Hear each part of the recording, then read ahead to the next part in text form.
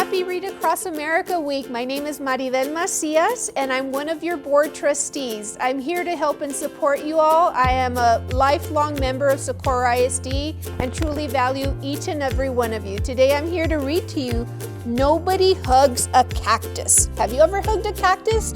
I've never hugged a cactus. Usually I get a little prickly when I touch them. But let's look what it has to say. And the author of this book is named Carter Goodrich. So here we go.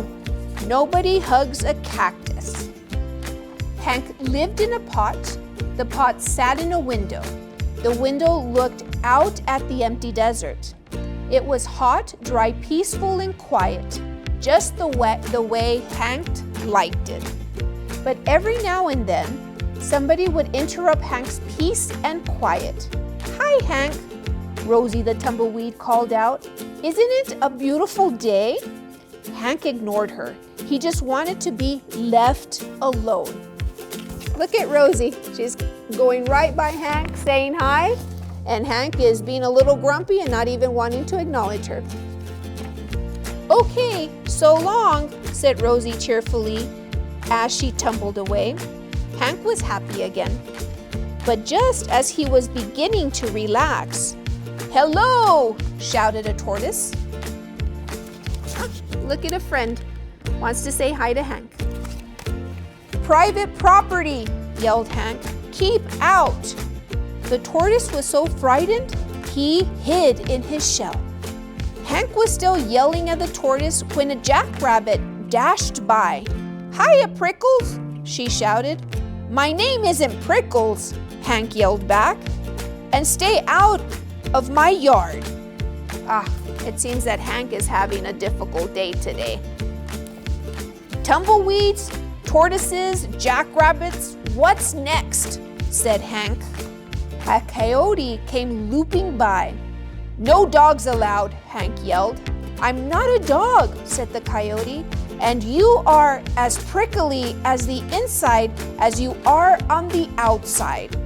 Oh my goodness, what does that mean? That he's prickly on the inside as he is on the outside. Sometimes we feel like that. We're just kind of grumpy and we kind of just feel a little hollow inside. So that's kind of how we're looking. So I think Hank's friends are starting to notice that Hank needs a friend and needs support, because it's not okay to be prickly inside and outside. Before Hank could yell back at the coyote, a cowboy strode by. "Keep off the grass," shouted Hank. "What grass?" said the cowboy. "Seems to me somebody needs a hug." Too bad nobody hugs a cactus. But when somebody's having a bad day, we all still need to come together and try to make it better. So let's hear what Lizard said. "Hi," said a lizard. "Who invited you?" said Hank. "And just in case you're wondering, I don't want a hug." "That's good," said the lizard, "because I don't want to give you one." Then he skittered away. And now landed on the roof. "If you're looking for a hug," said Hank, "well, I guess I could give you one." Uh-oh, I think Hank is trying to change his tune. There's enough friends that are coming by to make him start reflecting, and those prickly pears and prickly skin outside is starting to melt inside because he has a heart. Let's see what Hank is wanting to do now. "Who, me?" said the owl. "You must be joking." And for the first time, Hank began to feel a little lonely.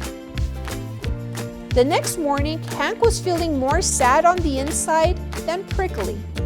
Maybe a hug wouldn't be so bad after all. Oh, look at the tortoises still around. I wonder what would happen if the tortoise would hug Hank, because a tortoise also has a shell. Hey, maybe that would work. Kind of start thinking of what might happen in the future. Start forecasting how this story will end. The wind began to pick up. An old cup blew by and stuck to Hank's face. His arms were too short to get it off. "Great," said Hank. This is where Hank needs a friend. Even though we're prickly sometimes, we all need a friend and we all need help. So I think Hank is starting to realize that his ways are not the best way, and that he has to kind of change his tune and accept people and allow them to give him a hug. After a while, Rosie came bouncing by. "I'll get it off you, Hank," she shouted, and she jumped up to knock the cup off Hank's face. Then she tumbled away. Woo, Rosie's a good friend, look at her. Hank didn't have time to thank Rosie. He felt bad about all the other times he had been so rude to her. So he came up with a plan. Boys and girls, do you know what Hank's plan might be? So whenever you make a mistake or whenever you're grumpy, what is it that you do or what is it that you can do to make it better with your friends? So that way you could say that you're sorry and make it better. So kind of start thinking, what things might Hank be able to do to get Rosie's attention? So here it is. Hank decided to grow the best flower he could and then give it to Rosie as a thank you gift. It took days, but at last it was ready. He couldn't wait for Rosie to pass by again. Look at the pretty flower that Hank has now. Great job, Hank. When at last she finally did come bouncing back, Hank held out the flower. "Look, Rosie," he said, "I grew it just for you." Rosie was so surprised she jumped up and gave Hank a great big hug. It felt so nice, Hank didn't want to let go. And as things turned out, he couldn't. Rosie and Hank had become stuck together. Oh, look at that. That's too cute. But they didn't care. After all, it's better to be stuck in a hug than stuck all alone. The end. Wow, what a great story. Boys and girls, do me a favor. If you notice, there was the tortoise there. So I want you to write the next chapter of this book. Anytime that you're reading, it's so important to activate those learning, that all the little brain cells that you have. And let's create another chapter. What is a tortoise going to do now that he sees that Hank is willing to have friends? What is it that is the next chapter? Well, you have a great Read Across America week, and thank you for letting me read to you. Have a great day.